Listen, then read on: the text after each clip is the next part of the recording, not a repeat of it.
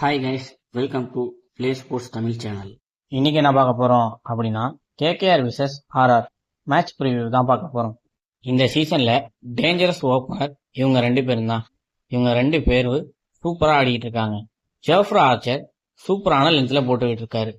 கேகேஆர்ல விளையாடுற ஒரே பிளேயரு சுனில் நரேன் தான். வருண் சக்கரவர்த்திய போற வரவன் எல்லாருமே அடிச்சுக்கிட்டு இருக்காங்க. பாவம் அவரு ஒழுங்கா போட முடியல. டீம் ஸ்டெர்ஃபர்ட ரொம்ப நாள் கழிச்சு எடுத்திருக்காங்க. அவருமே ஒழுங்கா விளையாடாம போயிட்டாரு. மேட்ச் ஈடன் கார்டன்ல வச்சிருக்காங்க. குட்டி கிரவுண்ட், அதனால ரன் நிறையவே வரும்.